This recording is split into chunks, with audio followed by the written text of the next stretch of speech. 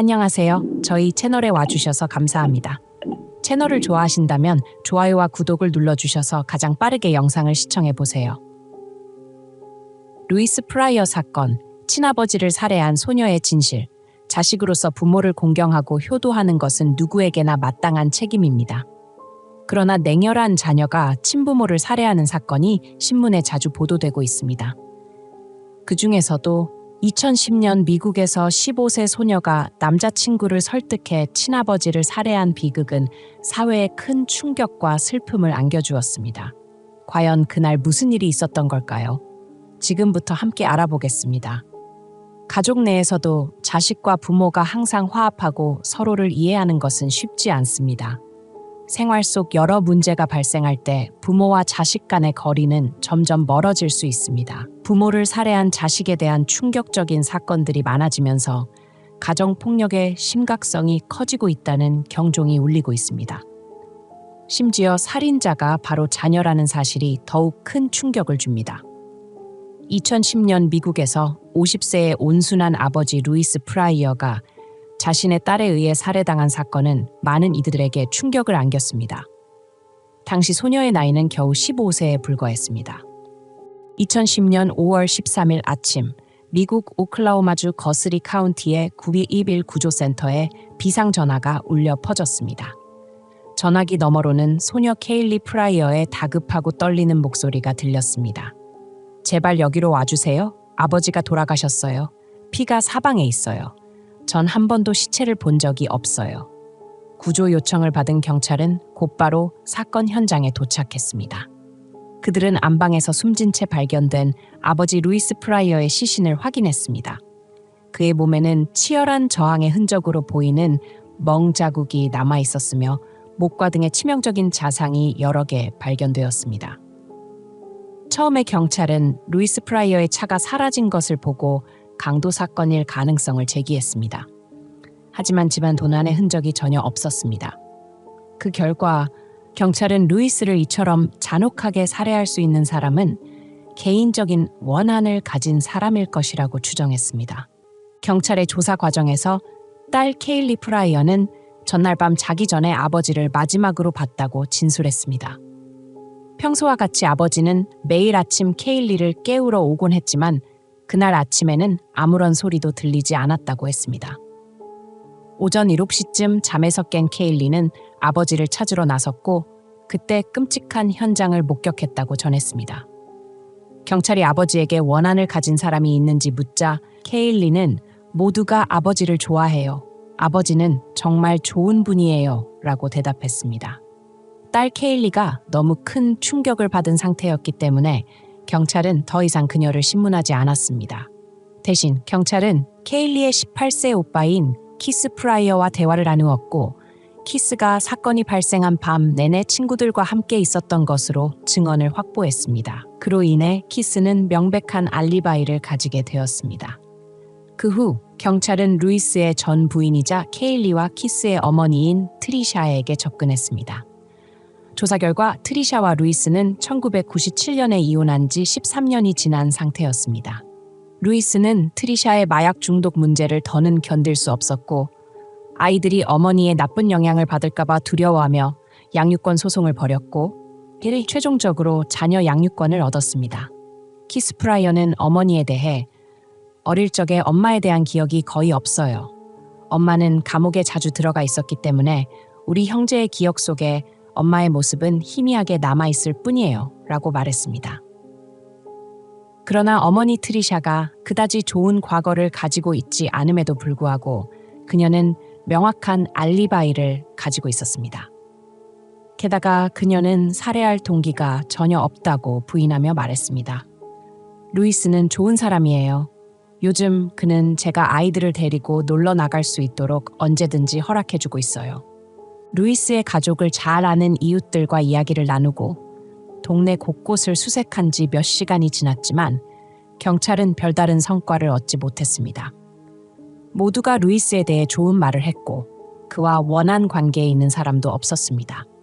그러던 중 경찰은 우연히 케일리의 두 친구를 만나게 되었고 이들의 진술을 통해 예기치 못한 단서를 발견하면서 수사는 새로운 방향으로 전환되었습니다.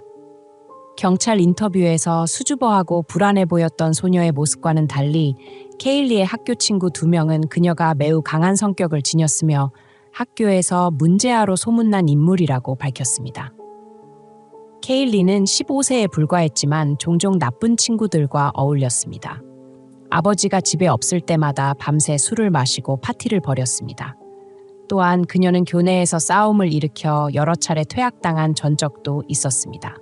케일리의 학교 동급생이었던 지나 포터는 이렇게 말했습니다. 케일리는 아무나 함부로 건드릴 수 있는 애가 아니었어요. 사람들은 그녀를 화나게 하면 그녀가 주먹을 휘두르거나 뺨을 때리는 것을 전혀 망설이지 않는다는 걸 알고 있었어요. 사춘기 딸의 문제 행동을 막기 위해 루이스는 최근 케일리에게 더 엄격한 규칙을 적용하기로 했습니다. 하지만 친구들의 말에 따르면 케일리는 이런 규제에 매우 화를 내며 아버지에 대한 증오심을 드러냈다고 합니다. 그녀는 친구들에게 이렇게 말했습니다. 아버지가 나한테 그런 규칙들을 강요하는 게 너무 싫어. 아버지가 정말 미워. 루이스는 딸이 규칙을 따르고 더 나은 사람이 되기를 바랐지만 케일리는 오히려 강한 반발심을 드러냈습니다. 그녀는 여전히 친구들과 어울리며 파티를 즐겼고 문제 행동은 계속되었습니다. 그러나 가장 충격적인 것은 공부를 게을리하고 장난치는 것 외에도 케일리가 이미 결혼한 남자와 비밀스러운 관계를 가지고 있다는 것입니다. 조사 결과 케일리가 비밀리에 관계를 맺고 있는 남자는 제이 차일스 2세라는 사람입니다. 케일리의 부유함과는 반대로 제이는 현재 한가하게 놀고 있으며 실업 상태입니다. 그러나 가장 주목해야 할 점은 오클라호마주에서 케일리와 제이의 나이 차이는 두 사람 간의 성관계가 미성년자와의 성교라는 법을 위반했다는 것을 의미합니다. 무직인 제이는 점점 더 삶에 절망하고 있습니다. 그래서 애인이 아버지에게 집 밖으로 나가지 못하게 통제당하자 그는 기분 전환할 기회를 더 잃게 됩니다. 케일리의 아버지가 매우 까다로운 것을 알고 있었기 때문에 이 커플은 오랫동안 몰래 데이트를 해야 했습니다. 그러나 숨겨진 것이 언젠가는 드러나기 마련이듯 어느 날 루이스는 딸의 애인을 발견하게 됩니다. 그는 두 사람에게 분노하며 제이에게 자신의 딸에게서 멀리하라고 요구합니다. 케일리의 불법적인 관계에 아버지가 화가 나는 것을 알고 있는 형 키스는 여러 번 고집센 여동생에게 아버지의 말을 듣고 남자친구와 헤어지라고 권유했습니다. 그러나 그의 모든 노력은 실패로 돌아갔습니다. 수사관들이 여동생의 불미스러운 관계에 대해 질문했을 때 키스는 아버지는 케일리의 연애 관계에 대해 매우 화가 나셨습니다. 그는 이 불법 관계를 결코 용납하지 않겠다고 말씀하셨습니다. 라고 공유했습니다. 가족의 강력한 반대에도 불구하고 케일리와 제이 커플은 불법적인 관계를 유지하기 위해 모든 수단을 동원했습니다. 제이는 자주 밤중에 케일리의 집에 몰래 들어갔고 두 사람은 은밀히 만남을 가졌습니다. 케일리의 아버지와 오빠는 이 사실을 전혀 몰랐지만 이웃들은 이들의 수상한 행동을 눈치채고 있었습니다. 경찰은 제이가 밤마다 케일리의 집에 몰래 들어간 사실과 루이스가 밤에 살해당한 사건이 일치한다는 점에 주목했습니다. 경찰은 혹시 루이스가 제이의 존재를 우연히 발견했고 그로 인해 둘 사이에 다툼이 벌어져 비극적인 사건으로 이어진 것은 아닌지 의심했습니다.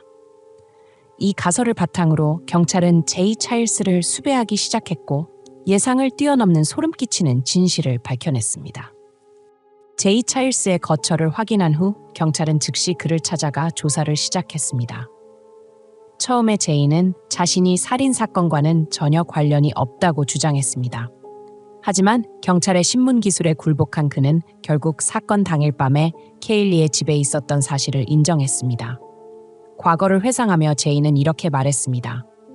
그날 밤 그는 평소처럼 케일리를 만나기 위해 그녀의 집에 몰래 들어갔습니다. 그러나 두 사람이 관계를 가지는 도중 방에서 난 소음이 아버지 루이스를 깨웠고 그는 이상한 소리를 듣고 딸의 방으로 다가왔습니다. 딸의 방에 들어간 루이스는 딸과 제이가 함께 있는 모습을 목격했고 분노를 참지 못하고 골프채를 집어들고 제이를 마구 때리기 시작했습니다.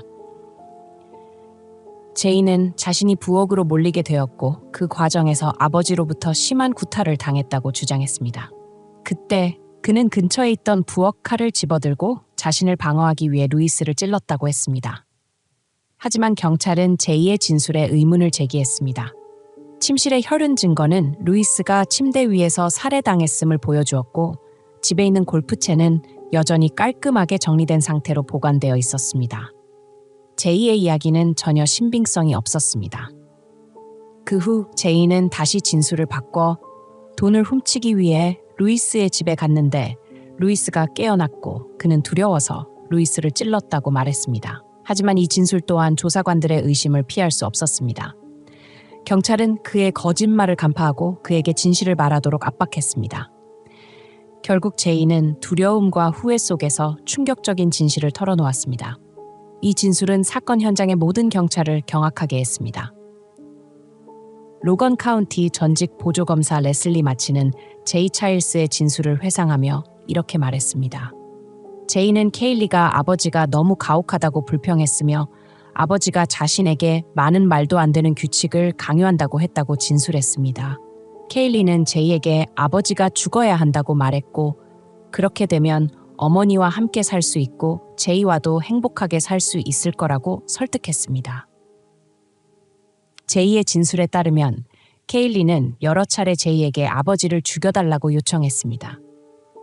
제이는 계속 거절했지만 어느 날 케일리는 자신이 임신했다고 거짓말을 했습니다.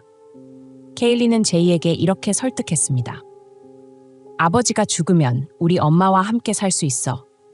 그러면 우리는 이 집에 살게 되고 당신도 집이 생기고 더는 어려움에 처하지 않을 거야.